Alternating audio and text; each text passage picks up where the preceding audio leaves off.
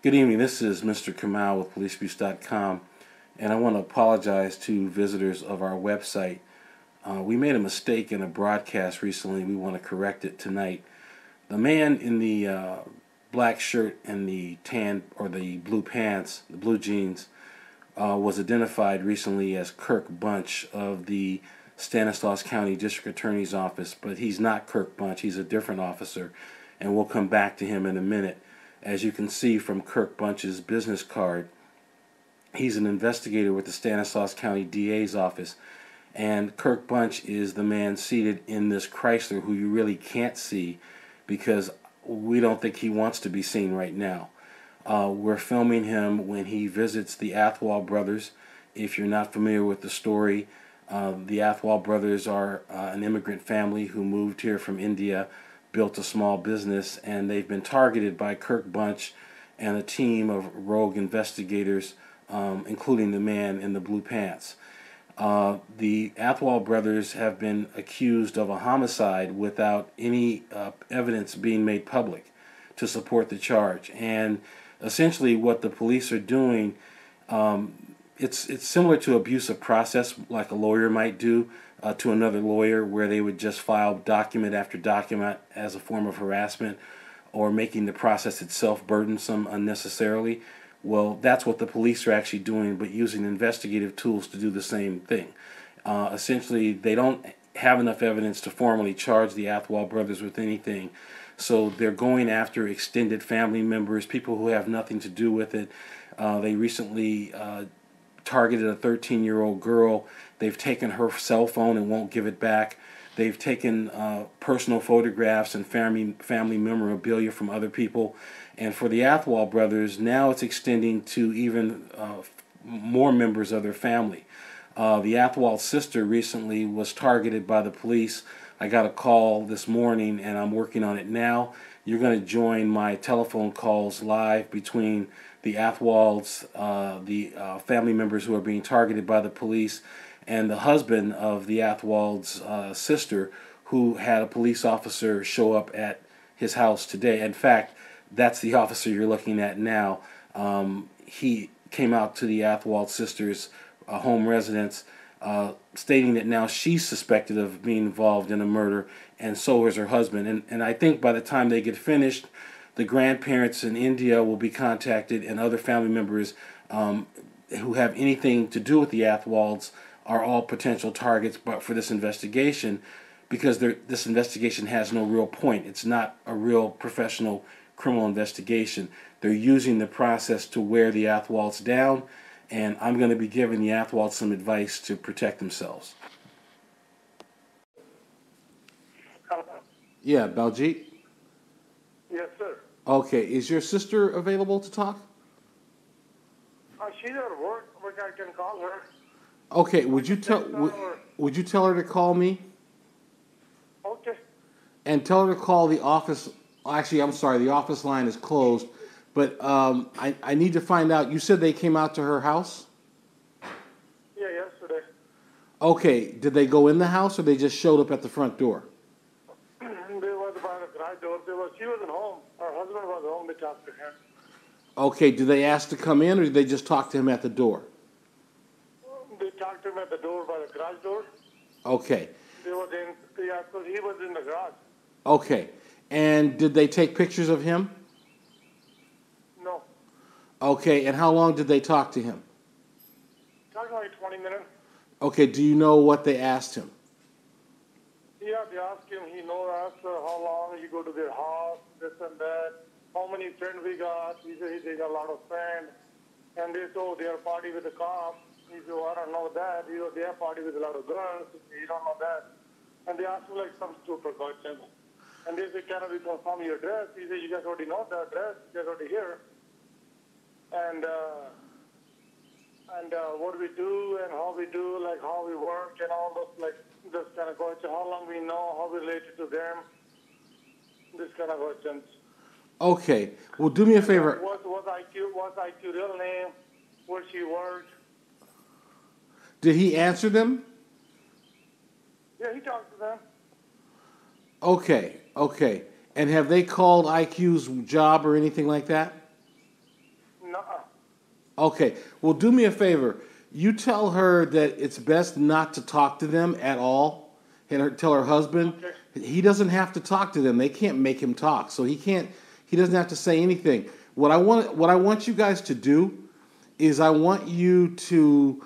We need to have a business card that you can hand out or something. You tell them that you tell those cops to call me. Okay. You tell her to tell anytime they come to your house to get that application on his phone, and you tell him to turn that thing on, and you say, call Mr. Kamal, this is his number, he'll talk to you 9 to 5, and if you want to talk to me, I mean, I'll be on the phone with any one of you guys if you guys actually want to say something to those guys. I just want to be there so that they don't lie to you and manipulate you. Okay. All right? So tell her husband not to talk to them, and that he can call me, and if the police come out there, get me on the phone, man. That's what I'm here for. Okay, they was telling him they was interviewing him 500 people, and he told them, well, I know you guys taking pictures. He said, like, we was outside. He said, when next time you guys take some pictures, let us know. We can wear some nice clothes. He told them, and what else they told him? They said, you guys harassing my cousins. That's not right. You guys harassing them and harassing all the customers. He said, that's not harassing. That's homicide and investigate. We already so far we are into like 500 people. He said he told your brother-in-law that they've interviewed 500 people? They told my brother-in-law they interviewed 500 people. You know what? You shouldn't have to interview 500 people if you have evidence. So that doesn't make that doesn't seem like a strong case, but I get the humor. They just try to frame us, and they just want election and a predical. We don't want nothing to do with them. We just want to just leave us alone. Yeah. And they're going to, yesterday they were going to my customer's house to house. As a talking about, they're going to my neighbor's house. Some people kick them out. Nobody want to talk to them. People are just get fed up with them. Like, they just came from nowhere, just knock your door. Good. Well, I'm glad people are not talking. I still need to tell you, I need to talk to your wife. Was it your wife who they said those remarks to, that you were seeing prostitutes? My wife. That was your wife? Yeah. Okay. Can she talk to me at some point about that? I want to make that part of the complaint. Yeah, she can talk to you anytime, no problem. Okay, well, let's do this. Can you call the office tomorrow and schedule her for a time to talk with me? Okay. So call the office tomorrow and get a time next week. I have to talk to her because I think the only way to make them stop coming out to your home and your business is for me to get this thing filed. And I'm ready to file my complaint with my report. Okay. Okay? All right, sir. Thank you. I'll call my sister right now. All right. Take care, man. Talk to you soon. Bye. Sure, bye-bye. No problem. Okay, IQ? Uh-huh. All right, so your brother told me that the police came to your home and talked to your husband, correct? Yes. Okay, first thing, let me just give you an instruction. You guys don't have to talk to them, and you're never helping yourself if you do. So okay. What I don't want, I told Baljeet, and I wish I had talked to you, but I'm just telling you, don't answer a single question, because if you answer a question, they can turn it around into something that you're totally not expecting. And I'll tell you, they're already shown that they'll do it. So you could be answering a question honestly, and then that ties into something else that they're holding behind their back that you're not going to be aware of. I'm a detective, and the courts have basically allowed detectives to lie for a long time, and it's for a bad detective, they'll take advantage. They'll make something up. So it's better not to say anything at all. Okay? Okay. All right, second thing, okay, no problem. If they come to your business, you put me on the phone. If I don't answer, the worst thing will happen, I'll hear the recording. So you can call our office number, and I don't care if it rolls in the voicemail, it's recording, and we're going to have a record, and it's going to be emailed to me immediately. Okay. All right? So, and then the third thing is, put me on the phone with this guy. I cannot wait to talk to him. Oh, I wish he would call you, but I doubt if they'll call you. They haven't come to talk to me yet, but they did come yesterday. They just walked up to my house, I guess. I'm not sure how. I mean, they don't know me by IQ. That's not my real name. So they must have heard it on the videos they had. Yeah, they probably did. And you know something? They're running a campaign of harassment, so letting you know that they know personal things about you is intended to scare you. It's intended to make you uncomfortable, like this is going somewhere. But let me tell you what the biggest hole is that I found that they actually handed to me in recent days, is they told your husband that they've interviewed 500 people. Is that right? Yes. Okay. Anybody who's been an investigator for more than 3 minutes will tell you that if you've interviewed 500 people and you don't have any more evidence than they've shown so far, then that means you really don't have a case. So they just gave me what I've been saying now for months. I don't know why they initiated this activity against you guys, but this is what I want to do. I want to publish everything every time they do it, even this phone call. I want people to hear exactly what's going on and be kept up to breast. And I told your brother, I don't want to fool around anymore. I'm ready to file a complaint attached to my report, and my report will not be as lengthy as I would like for it to be, but believe me, I can put an elephant on a dime because I have enough digital data that I can pack into a one-page letter that when someone gets it, they'll actually have access to other things. So, for example, all of my interviews with the witnesses are going to be available from a one-page document. All of my investigative work, all of my investigators' notes, all of my conversations with you and your brother, so that when we contact someone who is actually serious about looking into this, they won't have to read more than one page. Everything is going to be there. So what I'm doing now is I need to finish my witness interviews, so I need you to get anyone else out of the way by this weekend who wants to talk to us, and just do it on Make TV. And if you see on our website, I want you to go to our webpage tonight or whenever you can, because one of our clients just shot a pretty good video of exactly what I want you to do. Her neighbor saw her being attacked by the police officer. The neighbor was willing to go online live, and she, I was doing some other work, and all of a sudden it brings up the TV, and there she is. So I want you to get those final interviews in. And then the last thing I want to do, if you have time, and I don't know if you do, I want to just go over what it is that they said to your husband. Your brother told me everything, and I think I got a pretty good picture of what happened, but I want you to just tell me what he told you. Basically that they walked up and they asked for me. Do you want my husband to call you? I'd love to talk to him if he's willing to talk to me. Oh, yeah. He would talk to you. Okay, very good. Tell him that to call me at this telephone number in the next few minutes, and I'll be waiting to talk to him. And then I told Baljeet I need to talk to his wife, and I don't think there's anyone else I really need right now. But what I want to do after I get those last few interviews in is I'm going to put them in my complaint report, and then I'm going to send a regular document to you that you can get notarized, and then I want to file this with a couple of agencies. One of them, the Justice Department. The second one, I want to file with the Indian Embassy. I want to file one with the Attorney General's office, the U.S. Attorney General's office. So we need about 5 of the copies made of the document I'm going to send you, and then there's going to be a digital document which I want you to email pretty much to anybody who has an interest in this case. Okay. All right? That's not going to be a problem. I will have my husband call you in the next few minutes. I'll text him right now. Okay, and do me a favor. Teach him how to use that app, and I want it on everybody's phones. And the next time Kirk Bunch comes out there, or any one of his guys, you turn that app on, and it's going to be on the front page of our website. If I'm working wherever I am, I will see that go on, and I'll be watching. Okay, so when they come, because they're going to come look for me, I know they are, because they haven't come now. Mm-hmm. So you do not want me to say anything to them. You want me to refer them to you? Yes, give him my phone number. Say Mr. Kamal says he's waiting to speak with you. He can't wait to talk to you. He has answers for any questions you have, and give him my phone number. And and if they won't take it, ask them why. Okay. All right. You do okay. So just when they show up, and they will. And if you're someone at your employment needs to hear from me in a letter or whatever, verifying that there's an ongoing investigation into the conduct of these people and that this is not a professional investigation, I'll be happy to say it and put it in writing. And when they come to your business or your home, do not talk to them under any circumstances.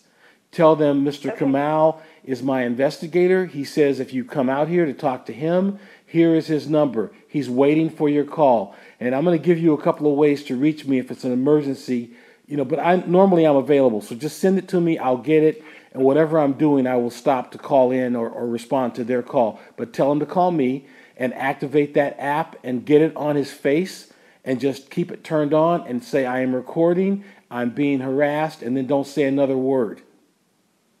Okay, and it's the 310 number you want me to give them or the 800 number? Give them both. Okay. All right, not a problem. All right, I'll be waiting for your husband. Okay, thank you. You're welcome. Take care. Bye. Bye.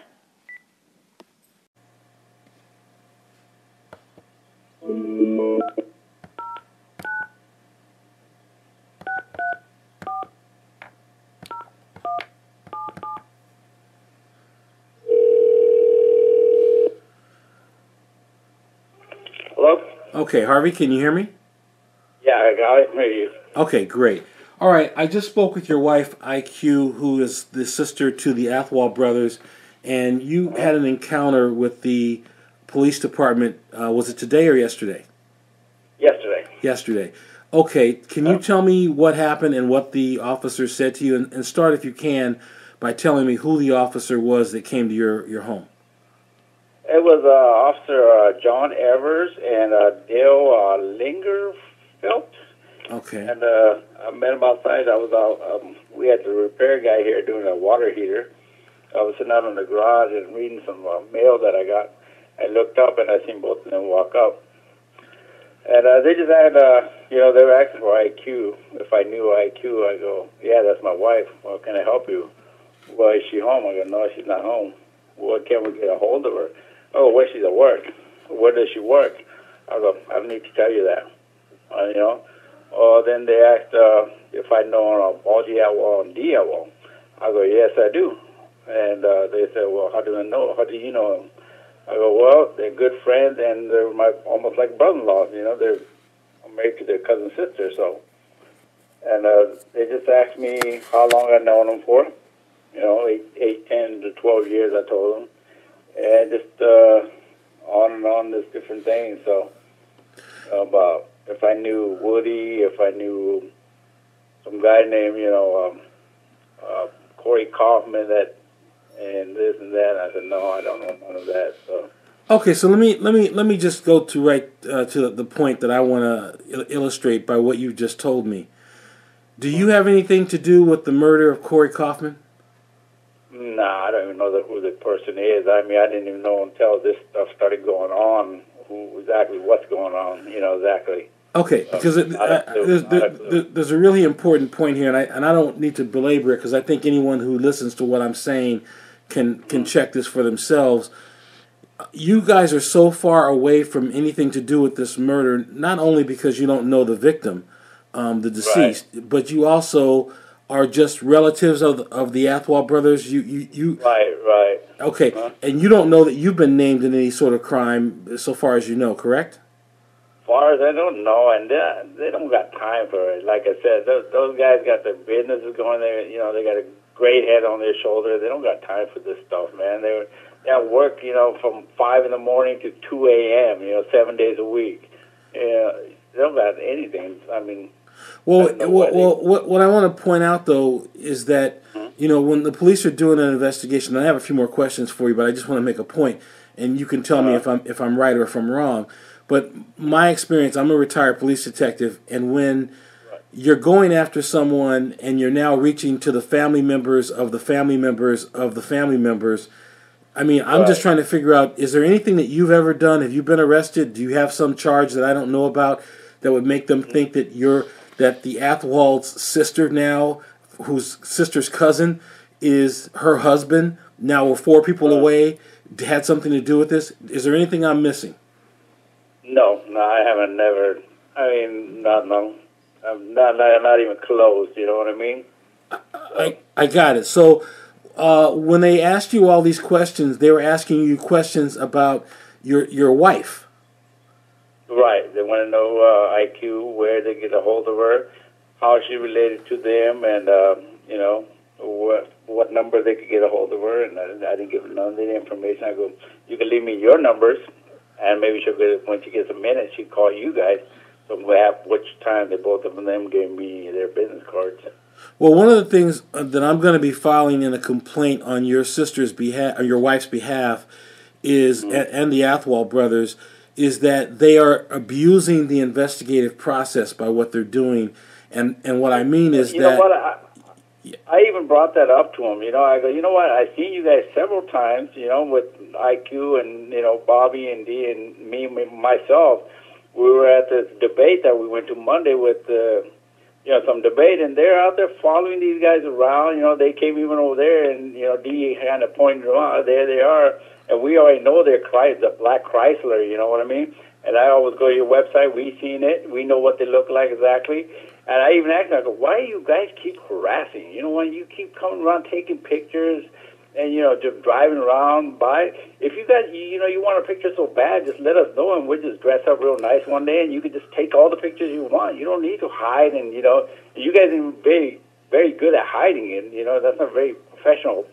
Well, here's what they're trying to do, and this is part of coming out to your house and talking to your neighbors. It's like someone who's running an investigation that is using the fact that you're being investigated as a weapon against you.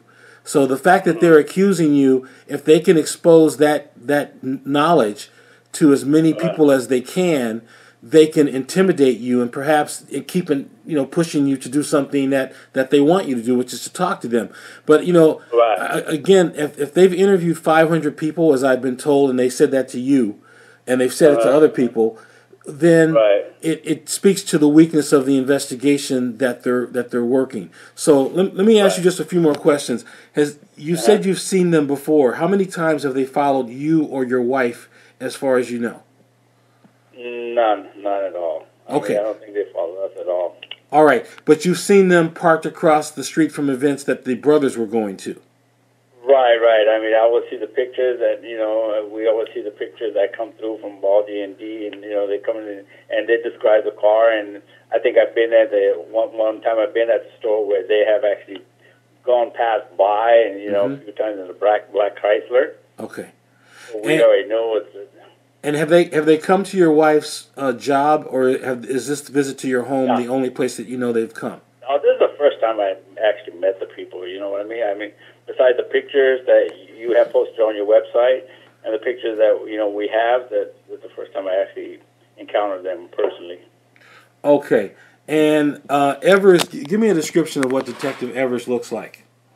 Evers is kind of a tall guy, or chubby guy, you know what I mean? And he's wearing the same picture that we had before in there, like kind of khaki pants, and almost like, same khaki square, light brown shirt. And the other fella with him, Dale, he's a balder guy with a black shirt on. So his name is Dale. What's Dale's full name? It's a Dale. It's D-A-L-E, Linger, Linger, Felt, F-E-L-T. Okay, and is he the one on the photographs on the website that you saw recently? Yes, he is. Matter of fact, the one I see on your website, this is the other bald guy on the left of him. Okay.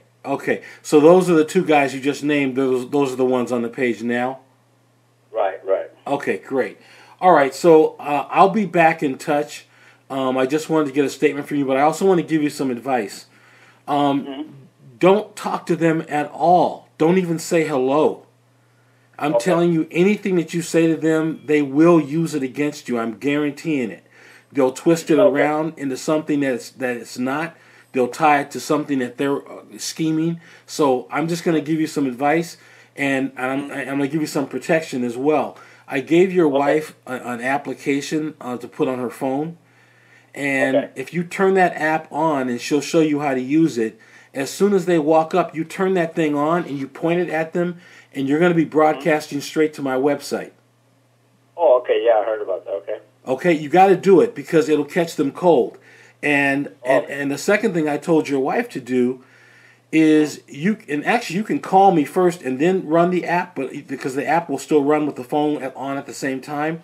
Because what I want you to do is I want you to put them on the phone with me. Oh, okay. You know what? They're being cowards. I remember them when they first came to Bobby's store. They wanted to. Bobby told them we got a PI coming down from policeabusive.com. This and that. He go, oh yeah, great. You know, we're looking forward to talking to this guy. And now they're being cowards. They ain't even sitting there trying to talk to you. You know, that's kind of bullshit, ain't it? I'm waiting. I want to talk to them. So put him on the phone and give him my phone number and tell him he can ask me all the questions that he wants to ask you. Right. Like I said, I mean, when they came over here, I got nothing to hide. I mean, I haven't done anything. So, you know what? I just came and I want to see what the questions they got. I mean, it's a bunch of bullshit. I just want to let them know that, you know, they just quit harassing the guys. You know, they're hard workers. That's what I was trying to point out to them. That was kind of it. Well, I listen, I feel exactly as you do. It is harassment and it's got to stop. But I also want to just, again, remind you that they are desperate to tie something together, and they'll use anything that you say. So do not talk to them. Don't try to even respond to anything that they might say. Legally, you're not required to say a word to them if you don't want to talk. Any cop will tell you that. So what I want you to do is just assume that if they hear you say something, even if they misunderstood it, they'll write down what they wanted to hear. Right, exactly. Okay. Okay. Perfect. Thanks for the advice. Yeah. All right. Now listen, we're publishing everything. Are you okay with us publishing this part of our conversation? Yeah. No, that's fine. That's fine by me. No worries. Okay, very good. All right, take care, Harvey. And what you do is follow my advice. Call me if you need me. And if they come out there, don't say a word and put me on the phone. I will not. Okay, thank you. I will sure definitely act and talk to you. We'll see from there. I think they're scared to talk to you, but okay. Great. All right, take care, man. Have a good night. Much. All right, you're welcome. Bye. Hello? Hello, District Attorney's Office. Yes, my name is Mr. Kamal, and I'm trying to reach Kirk Bunch, and I'm calling from a recorded line. We don't take recorded calls. I understand that.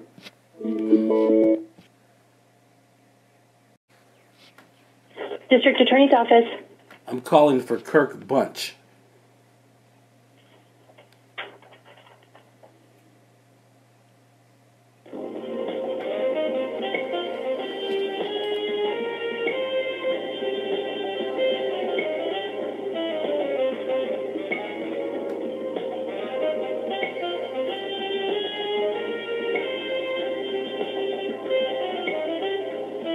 At extension 56912 is unavailable. Please leave your message after the tone. When done, hang up or press the pound key. This is Diab Kamal. I'm calling for Kirk Bunch. You came out to speak with IQ at her personal residence, and you said you had questions. IQ is not willing to speak with you. I'm formally notifying you of that fact at 6:35 p.m. on 5/15/2014. Mr. Bunch, you're now being made aware that the person you are seeking to speak with, known as IQ, does not wish to speak with you, does not wish contact from you, and that any contact from you will be considered harassment. If you have questions that you have regarding any investigative purpose, I've been authorized to speak with you on her behalf. Please contact me at 800-473-5097, extension 1. And my name is Kamal.